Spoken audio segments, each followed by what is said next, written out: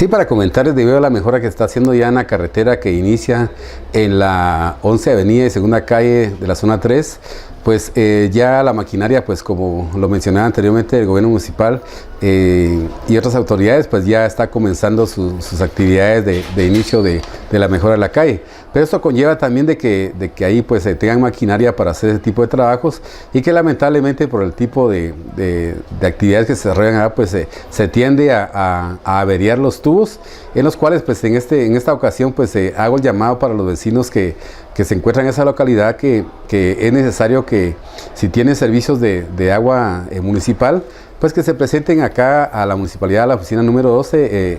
por el momento, en donde se les va a estar atendiendo, debido a que, digamos, para poder restaurarles nuevamente el servicio, pues necesitamos verificar en primer lugar de que estén al día en el servicio de pago y que cuenten con su título respectivo. En esta ocasión se hace el llamado a los vecinos previo a que haya alguna ruptura de tubería. Es correcto, debido a que la maquinaria pues no puede contemplar la altura a la que están ubicados los tubos, pues lamentablemente pues eso tiende a no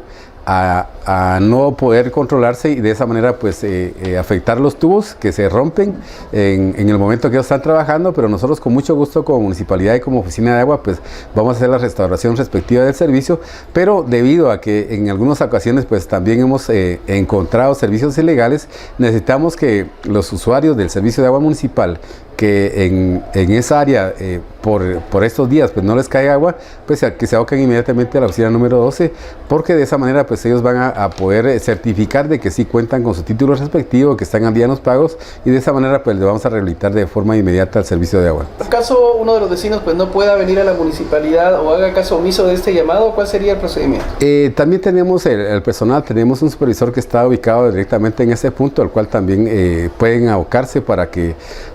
podamos identificar y certificar de que efectivamente pues sí cuentan con la papelería respectiva, porque de lo contrario pues lamentablemente si no actúan de forma inmediata, pues se corre el riesgo de que empiecen a hacer los trabajos ya de fundición posteriormente, y luego eso sí ya sería muy difícil o casi imposible el poder reactivar el servicio de agua.